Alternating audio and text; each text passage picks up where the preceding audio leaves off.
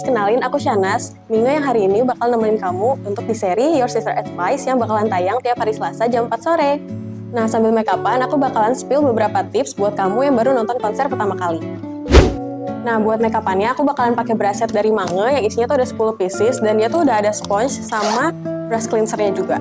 Nih, aku tunjukin ya. Ini buat brush complexionnya, isinya ada 5 pieces. Dan buat detailingnya juga ada 5. Terus ini untuk sponge sama brush cleansernya. By the way, aku tuh multi fandom banget, mostly boy group sih. Kayak aku tuh suka banget sama TXT iya, Seventeen iya, ATEEZ iya. Terus kalau soloist aku tuh suka sama Woods, terus Juni, Cold juga suka. Band, aku juga suka band The Rose, terus abis itu Extraordinary Heroes, sama And Flying, itu top 3 aku. Nah, pokoknya kalau misalnya disebutin satu-satu bakal capek banget deh. Manges pada suka K-pop juga ya nggak nih? Coba komen di bawah kalian suka apa aja. Ngomongin perkonseran, aku tuh pertama kali ngonser pas Seventeen Be The Sun yang 2022, September 2022. Dan itu kayak, waduh, naksir berat gitu. Jadi ketagihan sampai sekarang, udah berapa tahun tuh. Itu deh. Waktu pas Seventeen itu, COVID ban tuh baru diangkat gitu. Jadi kita tuh konseran masih pakai masker, pokoknya masih agak-agak ribet gitu lah. Kalau sekarang kan udah enak ya, nggak usah wajib pakai masker.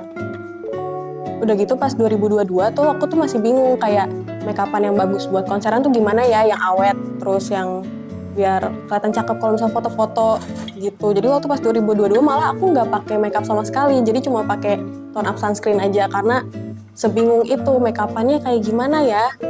Dari pengalamanku nonton beberapa konser K-pop, itu tuh ada beberapa hal yang harus diperhatiin gitu loh. Jadi aku bakalan share beberapa tips buat kalian yang pertama kali mau nonton konser K-pop. Disclaimer dulu ya, beda promotor tuh biasanya beda aturan. Jadi pastiin kalian ngecek himbauan dari promotornya. Kayak misalnya kalau Maxima, itu dia tasnya wajib PVC kayak gini.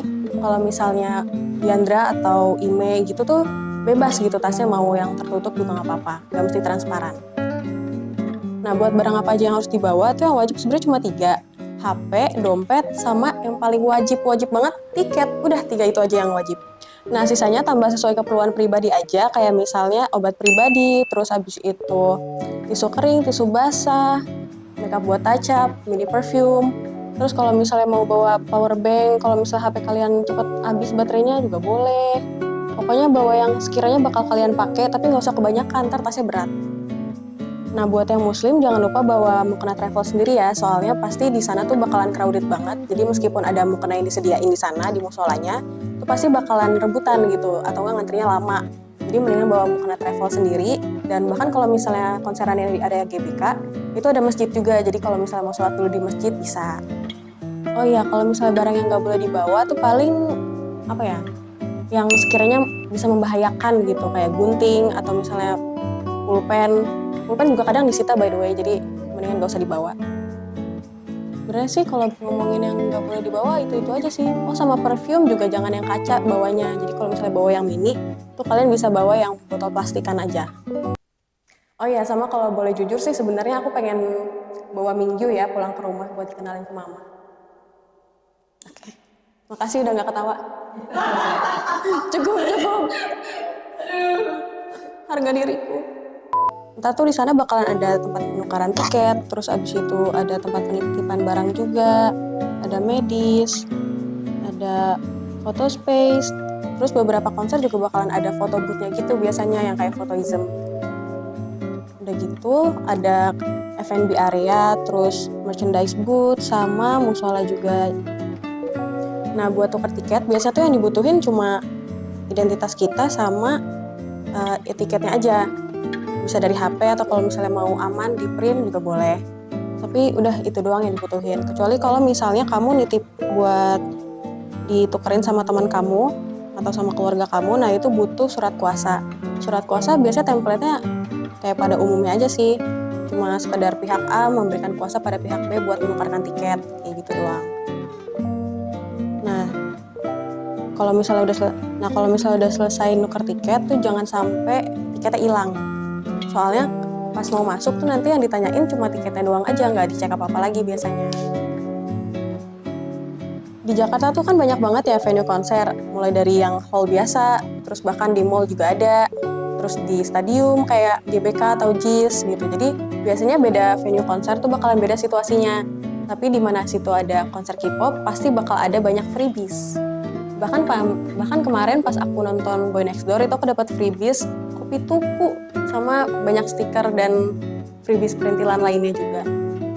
Terus kalau misalnya kamu nonton sendirian gak perlu takut soalnya pasti di sana bakalan dapat temen. Kalau kata aku kamu tinggal cari aja tuh yang sekiranya dia sendiri nih gitu. Nah terus kamu deketin, ajak deh ngobrol kayak kakak nonton di kategori berapa gitu, atau misalnya kakak biasanya siapa, sendirian juga nggak gitu-gitu. Jadi kalian bisa ngobrol dari situ dulu, terus ntar masuk venue bareng, terus ngobrol-ngobrol banyak gitu. Ntar pokoknya biasanya tuh nyampe rumah kalian bakal nambah teman baru.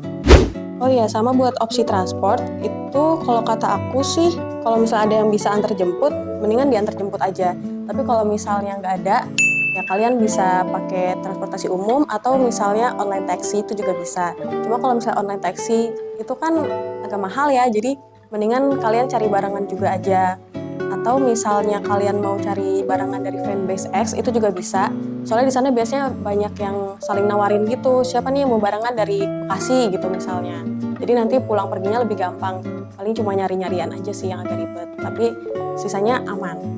Nah kalau misalnya kalian lebih milih pakai transportasi umum, itu kalau misalnya konser lagi di tengah Jakarta kayak di area GBK, itu enak banget soalnya banyak pilihan transportasi umum dan bahkan kalau misalnya kayak Transjakarta, itu ada beberapa rute yang buka sampai malam.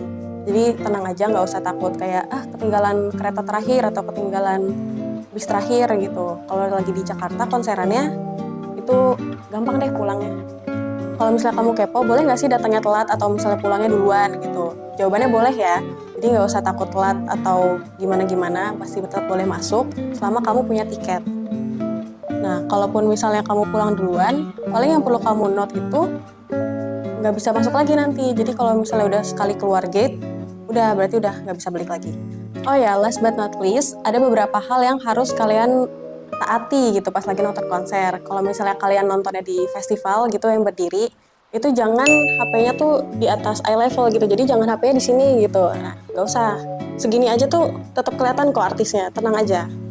Sama kalau misalnya kalian nontonnya di tribun yang duduk gitu, itu jangan nendang-nendang kursi depannya. Soalnya kan biasanya jaraknya tuh dikit. Tapi ya kita be mindful aja satu sama lain ya. Ini dia final look-nya, gimana menurut kalian? Cantik kan? Itu tuh biasanya makeup konser aku buat nonton konser K-pop. Soalnya kan biasanya mereka pada cantik-cantik banget gitu ya, fans-fans lainnya juga. Jadi kayak kita ikutan harus cantik gitu, harus tampil oke gitu.